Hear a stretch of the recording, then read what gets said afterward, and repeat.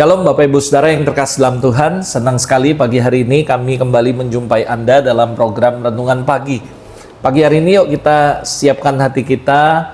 Kita percaya pagi hari ini Tuhan akan berbicara di tengah-tengah kita. Tuhan akan menyampaikan pesannya untuk setiap Anda. Dan setiap kita akan terus dibawa mengalami Tuhan lebih lagi. Yuk siapkan hati, kami berdoa ya Bapak. Mengucap syukur untuk pagi hari ini. Kami mau belajar kembali firman-Mu melalui Renungan Pagi hari ini. Berbicaralah, berikan kami hikmat, revelation, pengertian yang benar, supaya kami boleh lebih lagi mengenal firman-Mu dan kami menjadi pelaku firman Tuhan.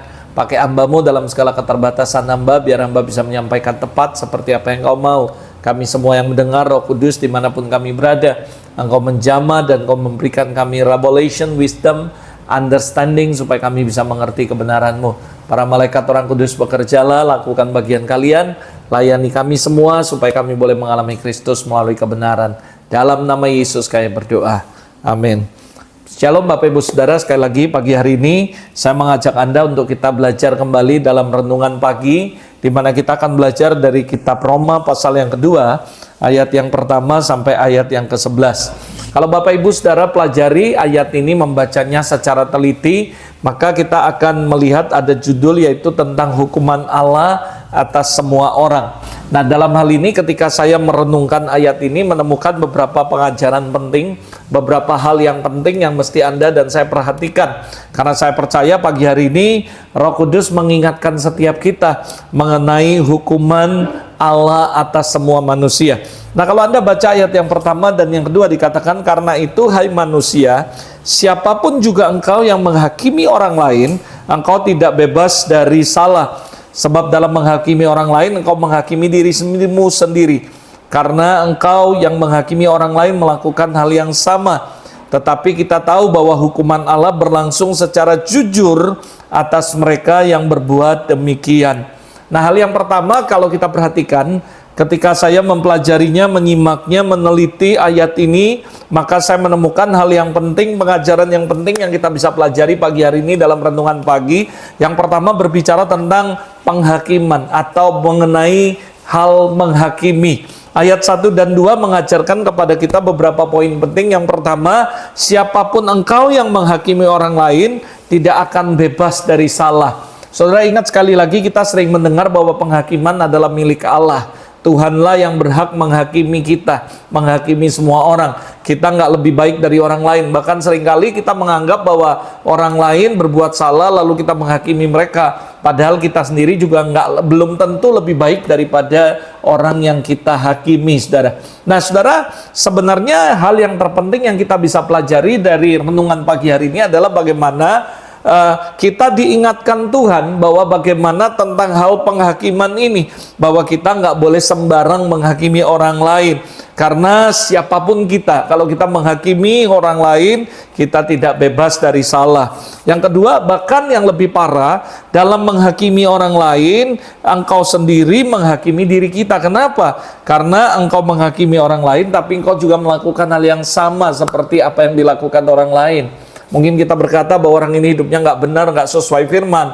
Tapi ketika Anda menghakimi orang tersebut, kita nggak ngaca, kita nggak introspeksi bahwa apakah kita sudah menjadi pelaku firman Tuhan. Sehingga kita bisa menyatakan bahwa orang ini nggak benar, orang ini brengsek dan sebagainya. Tapi sementara kita juga somehow tidak melakukan firman Allah. Jadi ayat ini benar-benar menggugah hati saya, bukan untuk menyampaikan khotbah, tetapi saya juga sendiri harus bertobat, saya sendiri juga harus introspeksi diri, saya sendiri juga harus memperbaiki diri. Sebelum kita menghakimi orang lain, kita harus mengintrospeksi apakah kita sudah lebih benar dari orang yang kita ngomong, apakah kita sudah lebih baik dari apa yang orang kita hakimi, apakah kita sudah lebih benar daripada orang lain. Artinya saudara, sekali lagi kalau kita melihat ketidakbenaran, ya kita cuma berdoa buat mereka, bukan untuk menghakimi. Memang kadang-kadang kita ini kebablasan, kita suka menyimpulkan sesuatu hal bahwa orang ini nggak benar, bahwa orang ini salah, orang ini berdosa. Tapi tanpa kita sadari, ayat ini mengajarkan kita beberapa pengajaran yang penting tentang bagaimana mengenai menghakimi.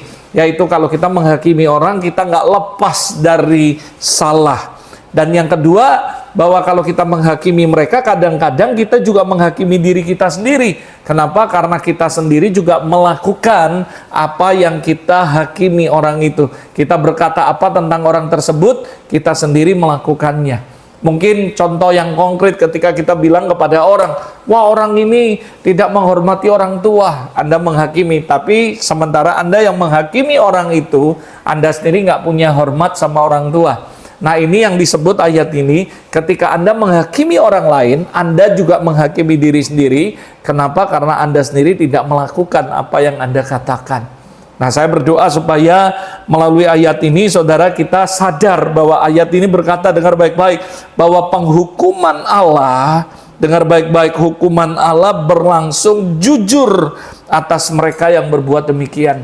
Jadi kalau kita menghakimi seseorang atas perbuatan mereka, tetapi sementara kita sendiri juga melakukannya, dengar, Allah itu jujur dan adil, kita tidak akan bebas dari hukuman. Kita juga akan mengalami hukuman karena kita sendiri juga melakukan hal yang sama. Itu sebabnya ayat ini mengajarkan kita tentang hukuman Allah atas semua manusia. Sekali lagi, kita nggak lebih baik dari orang lain. Sebelum kita ngomongi orang lain, kita harus introspeksi apakah kita sudah lebih baik dari orang lain.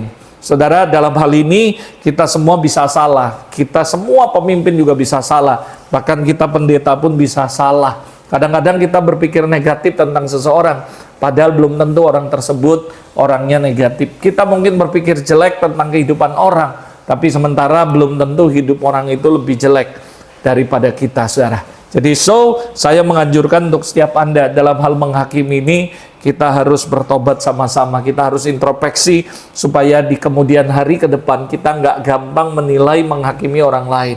Tetapi kita memperhatikan kehidupan kita, memperbaiki kehidupan kita menjadi lebih baik lagi. Itu yang lebih bijaksana daripada kita ngomongi orang, daripada kita menghakimi orang lain. Lebih baik kita mengintrospeksi diri dan memperbaiki diri kita. Yang kedua, ayat 4 dan kelima berkata seperti ini. Maukah engkau menganggap sepi kekayaan, kemurahan, kesabarannya, dan kelapangan hatinya?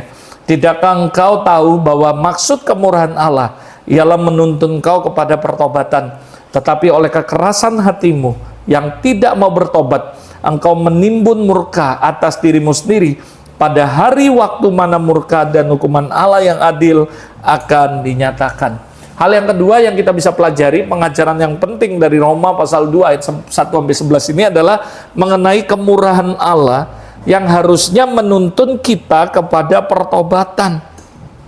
Saudara mungkin menghakimi orang, ngomongi orang, jelek-jeleki orang, berbuat jahat sama orang, lalu Anda nggak bertobat, dan Anda merasa bahwa hidupku baik-baik aja, semua oke, aku tetap fitnah orang, aku tetap jeleki orang, aku tetap ngomongi orang, dan semuanya, tapi hidup saya biasa-biasa aja, aman aja, everything doing well, semuanya bagus. Tapi tanpa kita sadari, ayat ini mengajarkan kita harusnya kemurahan Allah harusnya menuntun Anda dan saya kepada pertobatan. Tapi kalau kita nggak bertobat, itu seumpama kita itu menimbun murka Allah dalam kehidupan kita, dan suatu ketika percayalah Allah itu adil dan benar. Dia akan melakukan keadilannya, dia akan menyatakan keadilannya di tengah-tengah kita. Jadi sekali lagi ayat ini mengajarkan kita beberapa hal penting. Yang pertama, karena kekerasan hati kita yang tidak mau bertobat itu justru berbahaya, karena kita seperti menimbun murka atas diri kita sendiri.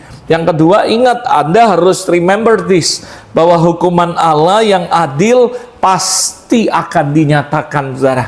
Jadi lebih baik ketika kita masih oke-oke, itu bukan berarti kita, wah kita memang nggak ada apa-apanya, kita nggak ada apa-apa, kita oke, kita lebih baik dari orang tersebut. Lalu kita semakin menghakimi, semakin ngomong yang jelek tentang seseorang tanpa kita sadari, yang kita lakukan adalah menimbun murka Allah dalam diri kita. Dan ingat, hukuman Allah pasti akan dinyatakan secara adil dalam hidup kita. Jadi sekali lagi, dalam renungan pagi hari ini saya mengingatkan Anda dan saya sendiri juga, dan kita semua, bahwa jangan menghakimi orang lain.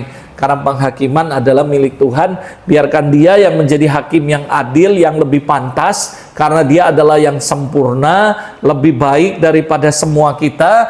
Dia yang lebih layak menghakimi daripada kita. Lebih baik kita memperbaiki diri kita terus introspeksi, jaga hidup kita, dan biarkan Dia yang menghakimi. Tapi percayalah saudara, kalaupun Anda dihakimi oleh orang lain, Anda nggak perlu marah. Kenapa? Karena ayat ini ya dan amin, orang tersebut sedang menimbun murka Allah dalam diri mereka. Dan percayalah, Allah pasti akan menyatakan keadilannya bagi kita. Allah pasti akan menyatakan kebenarannya dalam hidup kita. Yang saya pegang dari dulu adalah satu, kebenaran itu seperti fajar yang pasti akan terbit pada waktunya. Kebenaran itu pasti akan muncul seperti fajar dan tidak ada satu orang pun yang bisa menghalangi kebenaran. Kebenaran akan dinyatakan dan kebenaran selalu benar dan selalu menang. Saudara yang percaya katakan amin.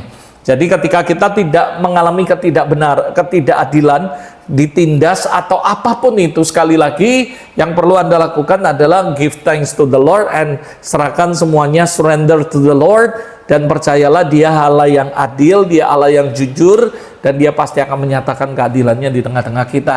Tapi kita juga harus waspada. Kalau kita tahu bahwa Dia adalah Allah yang murah hati, kita nggak boleh hidup semena-mena menghakimi orang lain, menindas orang lain, berbuat yang jahat dan tanpa pada orang lain. Kita harus ingat, kita menimbun murka Tuhan dalam diri kita.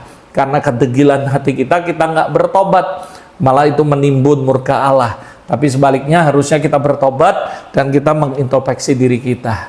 Yang setuju katakan amin. Yang ketiga, yang terakhir, lalu saya akan tutup.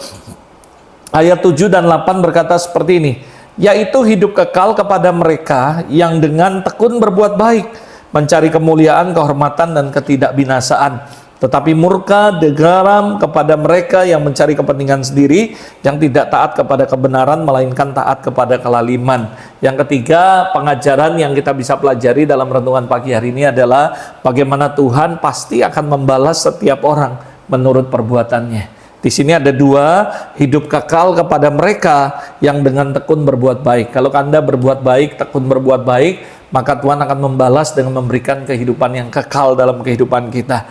Orang-orang yang mencari kemuliaan, mencari kehormatan, ketidakbinasaan, sesuatu yang kekal, sesuatu yang ilahi, maka saya percaya Tuhan akan membalas dengan memberikan kehidupan kekal kepada kita. Tetapi Tuhan akan membalas dengan murka dan geram kepada mereka yang pertama mencari keuntungan sendiri, yang tidak taat kepada kebenaran, apalagi melakukan kebenaran, justru taat kepada kelaliman. Maka saudara, ini yang akan terjadi, Tuhan akan membalas dengan murka dan geram. Jadi pelajaran yang kita bisa terima hari ini yang terakhir adalah bagaimana always remember bahwa Tuhan pasti akan membalas setiap orang menurut perbuatannya. Jadi pastikan kita berbuat baik, terus berbuat baik, terus berbuat kebenaran, maka Tuhan akan membalas hal yang baik dalam hidup kita. Jangan berbuat jahat atau menjahati orang lain, jangan mencari kepentingan di sendiri, tidak taat kepada kebenaran, justru kepada kelaliman. Tapi kita harus terus, sekali lagi saudara, hidup dalam berbuat baik, kebenaran, dan sesuai dengan firman Allah. Bahkan akan dikasih penderitaan, kesesakan bagi setiap orang yang selalu berbuat jahat. Jadi sekali lagi, kalau kau berbuat baik, maka kau akan melihat begitu banyak kebaikan Tuhan yang terjadi dalam kehidupan Anda. Sebaliknya, kalau Anda berbuat jahat kepada orang lain, kepada sesama, maka dikatakan penderitaan dan kesesakan akan menimpa setiap orang yang hidupnya berbuat jahat. Jadi saya berdoa sekali lagi, kita harus mencari kemuliaan, kehormatan, shalom, damai sejahtera, maka akan diperoleh oleh kita semua kalau kita rajin berbuat baik. Mari kita berdoa. Bapa, terima kasih untuk pagi hari ini, terima kasih untuk firman-Mu. Melalui renungan pagi hari ini kami belajar bagaimana tentang hukuman Allah atas semua manusia. Biar kami menjadi orang-orang yang tidak menghakimi orang lain, tapi kami memperhatikan bagaimana kehidupan kami, memperhatikan hidup kami. Justru kemurahan hati Tuhan, favor from the Lord, kami tidak gunakan untuk menjadi bebal dan terus berbuat jahat dan terus berbuat lalim. Justru membuat kami bertobat dan sadar anugerah Tuhan yang besar dalam hidup kami, sehingga kami juga tidak menimbun murka Allah atas hidup kami.